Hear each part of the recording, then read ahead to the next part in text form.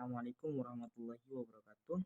Saya atas nama M. Rizky Maulidi sebagai pemateri yang ketiga akan menjelaskan tentang tahapan perubahan yang diterapkan dalam teori model perubahan.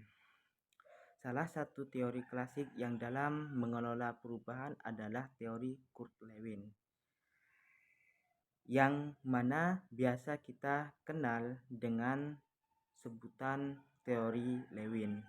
Nah, sebelum saya menjelaskan apa sih tentang teori Lewin tersebut, kita perlu ketahui Kurt Lewin adalah merupakan seorang psikologi Jerman Amerika yang dianggap sebagai salah satu pionir modern di bidang psikologi sosial, psikologi organisasi, dan psikologi terapan di Amerika Serikat.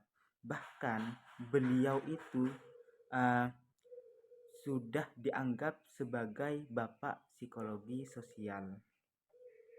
Nah, model ini mendeskripsikan beberapa tahapan dalam melakukan perubahan terencana dan perbaikan secara terus-menerus dalam membantu keberlanjutan jangka panjang dalam suatu manajemen organisasi. Nah, ada beberapa model perubahan yang dibuat oleh Kurt Lewin, yaitu yang pertama pada tahap awal perubahan. Tahapan yang pertama ini dibentuk dengan pendekatan perilaku organisasi.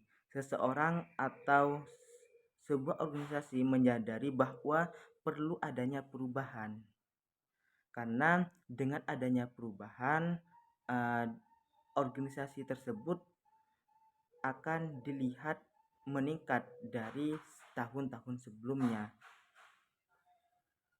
Yang kedua, tahapan proses transisi.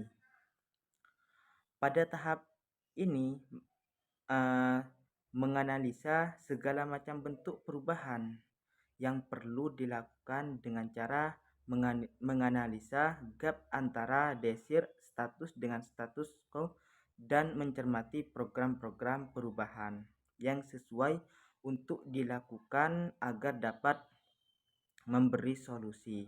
Nah, pada tahapan ini kita dituntut untuk menganalisa sebuah kegiatan supaya ketika kita ingin berubah, ingin melakukan perubahan, kita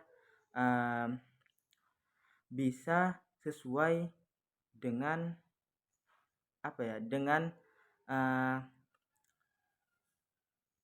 kegiatan yang kita harapkan. Yang ketiga, pada tahap ketiga yaitu pembekuan kembali. Pada tahapan ini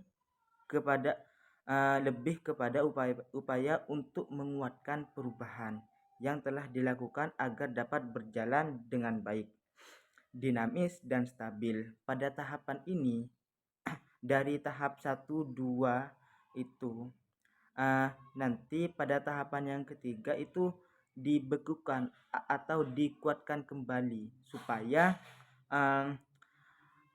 tujuan atau target kita itu berjalan dengan baik dan dinamis, stabil. Perubahan terencana diklasifikasikan sebagai upaya untuk dilakukan dengan perhitungan yang matang serta bersifat kolaboratif untuk menghasilkan perbaikan dalam sistem dengan bantuan agen perubahan. Dapat dikatakan bahwa perubahan terencana merupakan proses yang kompleks.